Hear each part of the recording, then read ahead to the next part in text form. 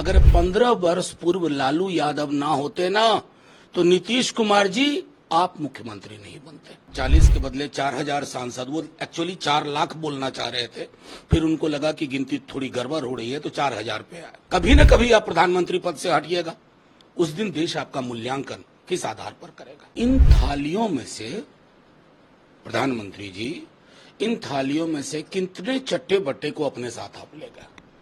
आप भोपाल में गरज रहे थे अजीत पवार के बारे में, वो कहाँ है आज प्रधानमंत्री जी। आपके साथ गुलदस्ता का आदान प्रदान हो रहा था, वो आपके साथ गलबहियां कर रहे थे।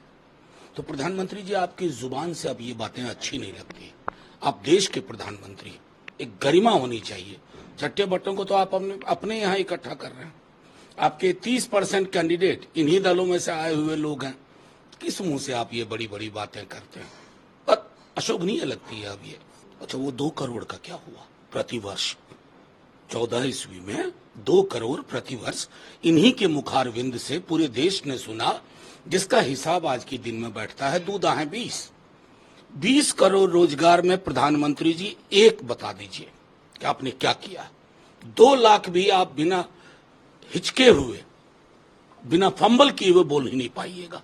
और हाँ, दुनिया में कोई भी देश का कोई भी प्रधानमंत्री, कोई भी राष्ट्राध्यक्ष चुनाव लड़ने के वक्त ये नहीं कहता मैंने गुरुद्वारा बना दिया, मंदिर बना दिया, मस्जिद बना दिया। अरे थाली में क्या दिया, युवाओं को रोजगार के नाम पर क्या दिया, सामाजिक सौहार्द का क्या किया। प्रधानमंत्री जी, मूल्यांकन इन आधार पर होता है।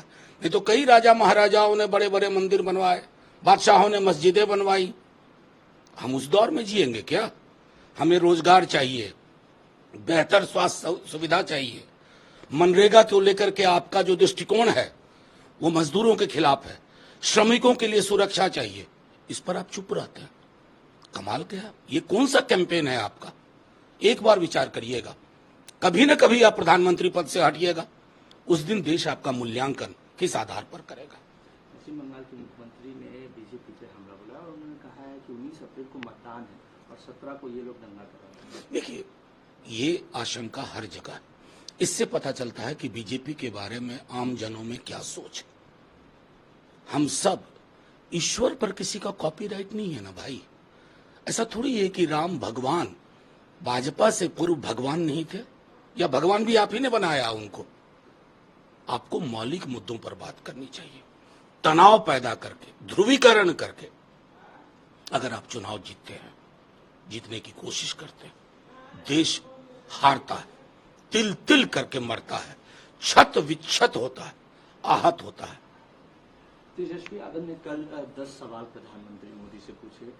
उसके बाद मुख्यमंत्री नीतीश कुमार ने लालू प्रसाद यादव और राबड़ी देवी के राज्य का जिक्र किया और सभी से ये आग्रह किया कि अब घर घर जाके युवाओं को ये बताएं कि उस समय क्या होता था। कमाल की बात है। मैं तो क्या कहूं, टिप्पणी करने की भी इच्छा नहीं होती। पहले तो प्रधानमंत्री जी की बात करें।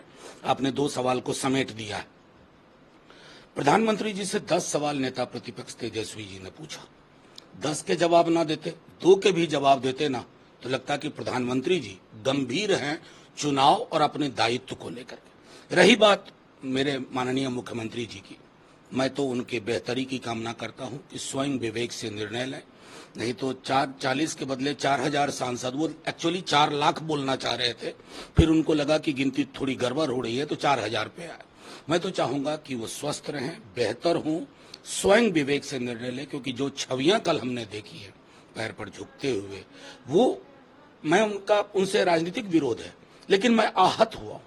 बिहार आहत हुआ है। बिहार ये सोच रहा है कि इसी व्यक्ति ने क्या क्या नहीं कहा था प्रधानमंत्री जी ने मुख्यमंत्री जी के बारे में। उसके बाद ये छवि आहत करती है। अब आइए तीसरी बात, 15 वर्ष पूर्व क्या था। अगर 15 वर्ष पूर्व लालू यादव ना होते ना तो नीतीश कुमार जी आप मुख्यमंत्री नहीं बनते। सत्ता के व्याकरण का बदलाव सबसे बड़ा बदलाव होता है। रही बात, बाकी क्राइम रिकॉर्ड्स ब्यूरो भी कोई चीज होती है, उसको देख लीजिए। सर, 400 पार के बाद